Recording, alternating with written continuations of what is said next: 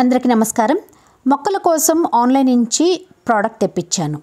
తీరా తీసి వాడిన తర్వాత మోసపోయానండి. ఎందుకంటే ఇక్కడ నేను అనుకున్నది ఒకటి, వచ్చిన ప్రోడక్ట్ ఏమో మరొకటి. మరి ఏంటి అది, ఎందుకు ఇలా అన్నానో తెలుసుకోవాలంటే వీడియోని పూర్తిగా చూడాల్సింది. ఇక్కడ మీరు చూస్తున్నారు కదా, చిన్న బాక్స్లో 2 ఫర్టిలైజర్ ఇంకా నీమ్ ఆయిల్ కలిపి వచ్చేసాయి. ఇవి కాంబో ఆఫర్ అనమాట. వీటి కాస్ట్ ఎంత కూడా నేను వీడియోలోనే చూపిస్తాను. చిన్న బాటిల్స్ అండి. మీరు ఫస్ట్ టైం ఇవి వాడాలనుకుంటే మాత్రం ఇంత క్వాంటిటీలో తెప్పించుకొని వాడుకోండి. పెద్ద పెద్దవి ఎక్కువ క్వాంటిటీలో ఎక్కువ కాస్ట్ పెట్టి మాత్రం తెప్పించుకోకండి. కొంచెం మీకు ఎక్స్పీరియన్స్ అయిన తర్వాత క్వాంటిటీ అనేది పెంచుకోవచ్చు. డబ్బులు కూడా అప్పుడు ఎక్కువగా పెట్టి తెచ్చుకోవచ్చు. ఇవి అసలు పాడవవు. ఎన్ని రోజుల వరకైనా సరే చక్కగా మీరు వాడుకోవచ్చు. ఇవి చాలా అంటే చాలా అవసరం. ప్రతి ఒక్క గార్డెనర్ దగ్గర ఇవి ఉండి తీరాల్సిందే. ఇండోర్ ప్లాంట్స్ పెంచుకున్న వాళ్ళు, లేదంటే అవుట్డోర్ ప్లాంట్స్ పెంచుకున్న వాళ్ళ దగ్గర కూడా ఇవి ఉండి తీరాల్సిందే. ఈ వీడియోలోనే నేను నీమ్ ఆయిల్ ఇంకా సీవీడ్ లిక్విడ్ ఫర్టిలైజర్ని మొక్కలకి ఎలా వాడుకోవాలో కూడా చూపిస్తాను. ఈ నీమ్ ఆయిల్ ఏంటంటే వేప గింజల నుంచి నూనె తీస్తారు కదా, ఆ నూనె ఇదన్నమాట. ఇది ఎలా పనిచేస్తుందంటే పెస్టిసైడ్గా ఇంకా ఫంగిసైడ్గా పనిచేస్తుంది. ఇది వాటర్ సాల్యుబుల్ ఉంటుంది, కానీ ఇది వాటర్ సాల్యుబుల్ కాదు. అది ఏంటో కూడా వీడియోలో మీకు ప్రూఫ్స్తో సహా చూపిస్తాను. చిన్న డబ్బా అండి, చాలా అంటే చాలా బాగుంది. చూడడానికైతే ఎంత చక్కగా ఉంది. ఇక్కడ వాటర్ సాల్యుబుల్ అని కూడా మెన్షన్ చేశారు. వాటర్ సాల్యుబుల్ అంటే ఏంటంటే జనరల్గా ఆయిల్ అనేది వాటర్లో వేసినప్పుడు కలవదు. మరి అది కలవడానికి మనము షాంపూ అయినా, కుంకుడుగాయ రసం అయినా, డిష్ వాషర్ అయినా, లేదంటే హ్యాండ్ వాష్ అయినా సరే కలుపుకోవాలి. అలా కలుపుకోకుండా డైరెక్ట్గా మనము ఈ నీమ్ ఆయిల్ని వాటర్లో కలుపుకుంటే కలిసిపోతుంది అనమాట. ఇంతకుముందు నేను అలానే కొన్నాను, డైరెక్ట్గా వాటర్లో కలుపుకున్నాను, మొక్కలకు కూడా యూస్ చేశాను. కానీ ఇది మాత్రం అలా కాదు. ఎందుకు అలా లేదో కూడా చూపిస్తాను. ఇంకొకటి వచ్చేసి సీవీడ్ లిక్విడ్ ఫర్టిలైజర్. ఇది ఏంటంటే సముద్రం నాచుతోటి తయారు చేసింది. 100% ఆర్గానిక్ అండి. ఎటువంటి కెమికల్స్ కూడా లేవు. ప్రతి ఒక్క మొక్కకి మీరు వాడుకోవచ్చు అనమాట. కూరగాయలు, పండ్ల మొక్కలు, తులసి మాత, ఇంకా ఇండోర్ ప్లాంట్స్, అవుట్డోర్ ప్లాంట్స్, సక్లెంట్స్కి అన్నిటికీ ఇవ్వచ్చు. ఆ మొక్క ఈ మొక్క అని కాకుండా మీరు పెంచుకునే ప్రతి ఒక్క మొక్కకి ఇవ్వచ్చు. ఇది ఒక లిక్విడ్ ఫామ్లో ఉంటుంది. చూడడానికి ఇలా డార్క్ కలర్లో ఉంటుందన్నమాట.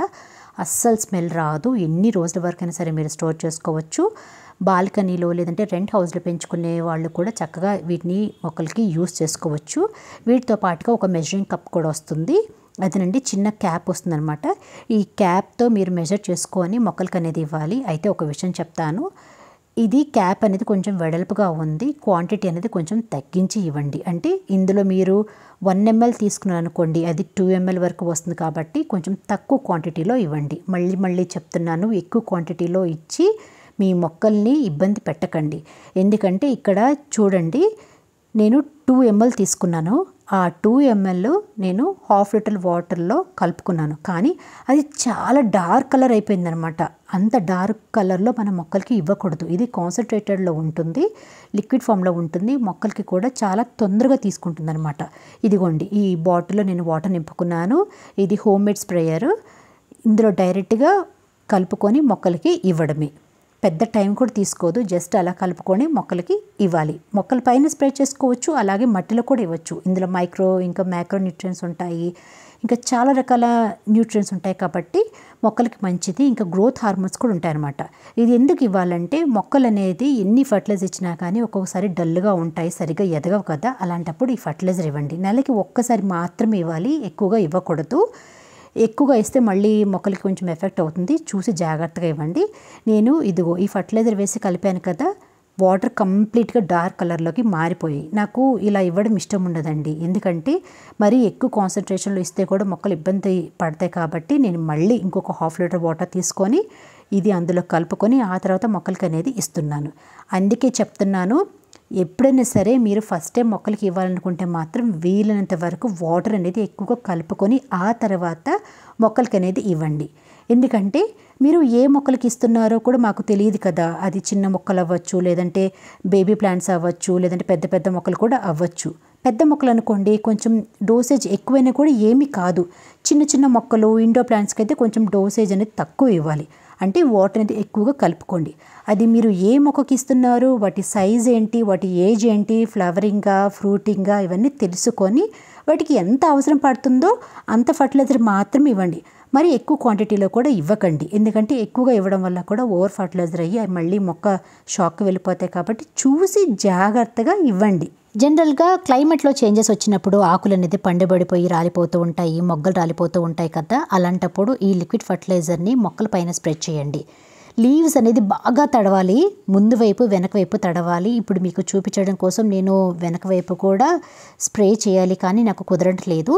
మీరు మాత్రం ఎప్పుడైనా సరే స్ప్రే చేయాలనుకుంటే మాత్రం లీవ్స్ అనేది వెనక వైపు కూడా తడిచేలాగా చూసుకోండి. ఏ పెస్టిసైడ్ అయినా లేదంటే ఏ లిక్విడ్ ఫర్టిలైజర్ అయినా సరే లీవ్స్ పైన స్ప్రే చేయాలనుకున్నప్పుడు ముందు వైపు వెనక వైపు బాగా తడిచేలాగా స్ప్రే చేయండి. ఎందుకంటే లీవ్స్ అడుగు వైపును కూడా చిన్న చిన్న పోర్స్ ఉంటాయి అన్నమాట, అంటే చిన్న హోల్స్ ఉంటాయి. వాటి ద్వారా కూడా మనం ఇచ్చిన ఫర్టిలైజర్స్ అయినా లేదంటే పెస్టిసైడ్స్ అయినా సరే మొక్క తీసుకుంటుంది. అందుకని వెనక వైపు కూడా చక్కగా స్ప్రే చేయండి. జాగ్రత్తగా చూసి ఓపికతోటి స్ప్రే చేయండి. అలాగే మట్టిలో కూడా ఇవ్వండి. కొంతమందికి డౌట్ ఉంటుంది, లీవ్స్ ద్వారా కూడా మొక్కలు అనేది ఫర్టిలైజర్స్ తీసుకుంటాయా అంటే తీసుకుంటాయండి. అలా తీసుకుంటే ఇంకా చాలా తొందరగా మొక్క అనేది పెరుగుతుంది. వీటితో పాటుగా మీరు కావాలంటే ఇండోర్ ప్లాంట్స్ కూడా ఇవ్వచ్చు. మనము జనరల్గా ఊరు వెళ్ళినప్పుడైనా లేదంటే ఊరి నుంచి వచ్చిన తర్వాత అయినా సరే చాలా రోజుల పాటు మొక్కలకి ఎటువంటి ఫర్టిలైజర్స్ కూడా ఇవ్వము కదా, కొంచెం టైం గ్యాప్ అనేది ఎక్కువగా ఉంటుంది కదా.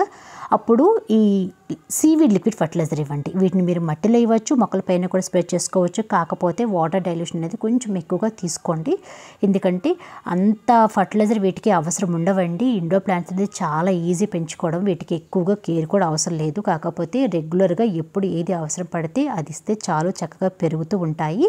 ఈ ఫర్టిలైజర్ని ఇండోర్ ప్లాంట్స్ పైన స్ప్రే చేయాలనుకుంటే స్ప్రే చేయండి. కాకపోతే నల్లటి మచ్చల్లాగా వస్తాయన్నమాట, చూడడానికి అంతగా బాగుండదు. మళ్ళీ నెక్స్ట్ డే నార్మల్ వాటర్ తోటి నీట్గా వాష్ చేయండి. ఎందుకంటే ఇండోర్ ప్లాంట్స్ మనం ఎక్కువగా లీవ్స్ కోసం పెంచుకుంటాము, అవి అందంగా ఉండడం కోసం పెంచుకుంటాం. కాబట్టి ఇలా మచ్చలుగా ఉంటే బాగుండదు.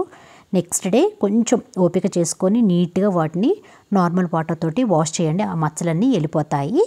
మళ్ళీ చెప్తున్నాను, ఇండోర్ ప్లాంట్స్కి మీరు ఈ ఫర్టిలైజర్ ఇవ్వాలనుకుంటే కొంచెం సాయిల్ డ్రైగా అయినప్పుడు మాత్రమే ఇవ్వండి. ఎక్కువగా వాటర్ మాత్రం ఇవ్వకూడదు. ఎక్కువగా వాటర్ ఇస్తే మళ్ళీ అవి చనిపోతాయి. మరి మట్టిలో కూడా ఇవ్వాలని చెప్పాను కదా, అన్ని మొక్కలకి ఇవ్వండి. మీరు పెంచుకునే ప్రతి ఒక్క మొక్కకి ఈ లిక్విడ్ ఫర్టిలైజర్ అనేది ఇవ్వచ్చు. కాకపోతే ఇప్పుడు వర్షం పడుతుంది కాబట్టి కొంచెం సాయిల్ డ్రైగా అయినప్పుడు మాత్రం ఇవ్వండి. ఇలాంటి డబ్బులు పెట్టి కొనుక్కున్న లిక్విడ్ ఫర్టిలైజర్ని కొంచెం చూసి జాగ్రత్తగా ఇవ్వండి, ఎందుకంటే వర్షాలు పడుతున్నాయి కదా, మళ్ళీ వేస్ట్ అయిపోతుంది. మరి ఇప్పుడు నీమ్ ఆయిల్ గురించి చెప్తాను. నీమ్ ఆయిల్ని ఎలా వాడుకోవాలంటే ఇది కూడా సేమ్ రేషియోలో తీసుకోండి. లీటర్కి 1 ml వరకే తీసుకోండి, ఎక్కువగా తీసుకోకండి. ఎక్కువగా తీసుకుంటే లీవ్స్ అనేది వడిలిపోతాయి, అది గుర్తుంచుకోండి. మీరు ఫస్ట్గా వాడుకునే వాళ్ళైతే ప్యాచ్ టెస్ట్ చేసుకొని ఆ తర్వాత వాడుకోండి.